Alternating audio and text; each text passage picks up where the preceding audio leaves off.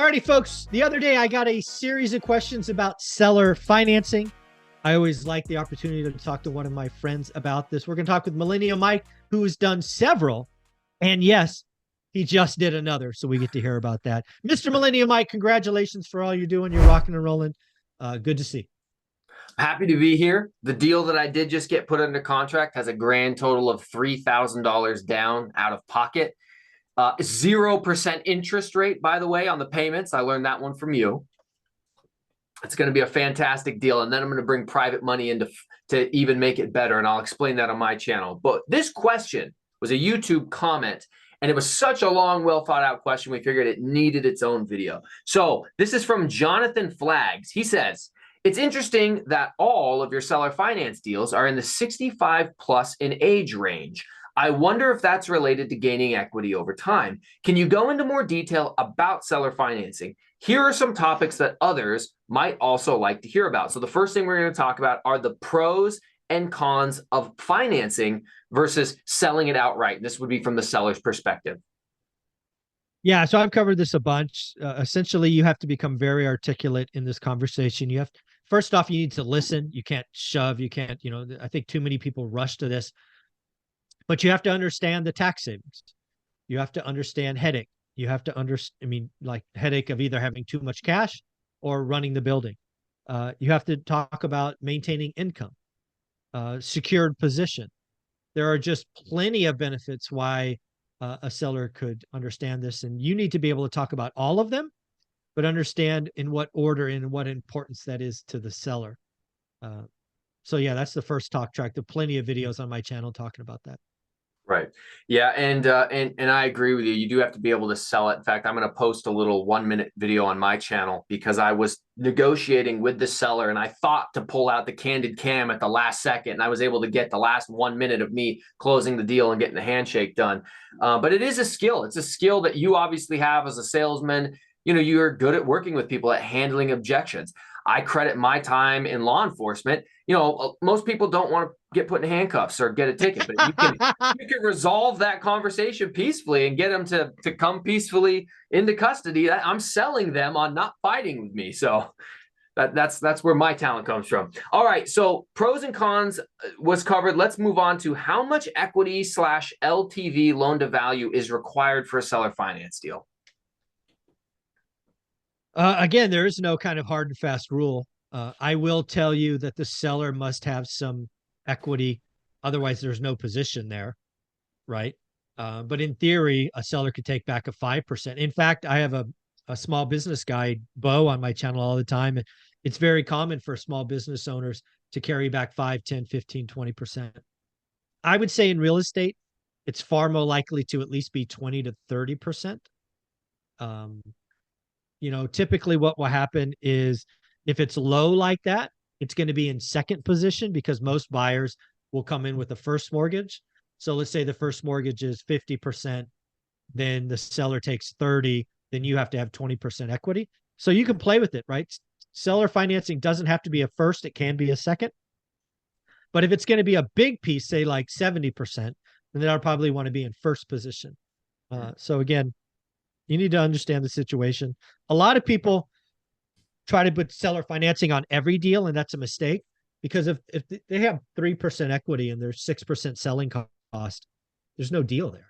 So I like you said, you can technically seller finance somebody who has a lower equity position. With all the deals that I've done, they've all been properties that were owned outright by the seller. And I do think that it makes it a little bit easier because the struggle with seller financing is a lot of times you're trying to educate the seller on what it is. And if you now have to educate them on how you can seller finance just their equity, but also bring in another loan, to me, that seems like a whole extra step with some extra difficulty. Whereas seller financing someone who owns it outright, I'm just explaining to them, hey, you're the bank, you're giving me payments, and you get the interest payments. Unless you negotiate zero interest, you get the interest payments instead of the bank. I have a question. Are you holding a bullet in your hand or is that just a shell? Oh, no, it is. It is. Sorry about that. I fidget with it.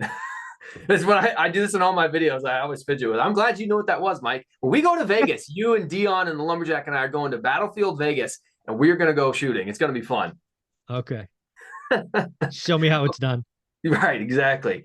Okay, point or topic number 3 he wants covered, which you kind of were just talking to, and that's about seller financing when there's an existing mortgage already on the house. Yeah. So again, that's you certainly, as you've just highlighted, Mike, it's easier when the seller owns it outright. But again, there are lots of sellers. I've done this a couple of times. They've owned the property for 22 years. They have like 15% of the debt left. So you can come in and pay that off and be goods, just like the seller owning it free and clear. Or, and I've done this once, I think they owed like 50% of the agreed upon price. So the first came in, paid that off, and then I had them carry back 30%, and then they got 20% of the equity. So again, it's a conversation. And all the deals I've done has been new debt, right? There is the possibility of sub two or assumption, right? Those are different. I'm hearing about things called novation. Again, all things I haven't done. But to me, it's a conversation. What is the debt on the building? How does the debt get paid off? And who am I paying after? That's kind of the structure I go through. So the next point in the same series of topics about seller financing with an existing mortgage, the individual Jonathan Flags, who again, thank you for this question. He says, can you guys show an example with numbers of seller financing deal where the seller does have an existing mortgage? Could you walk us through how that would maybe work, Mike? Maybe you have a hypothetical. Yeah, let's assume there's a $500,000 building that I've agreed to the price. There's a $250,000 mortgage on it. And the seller agrees to carry 200 grand as a second position. So I'm going to go to the bank, in this case, maybe Velocity Mortgage. Velocity Mortgage is going to give me a 50% loan. That 50% loan will pay off the old first. Velocity Mortgage will be in new first position, 250 grand, right? 50% of 500.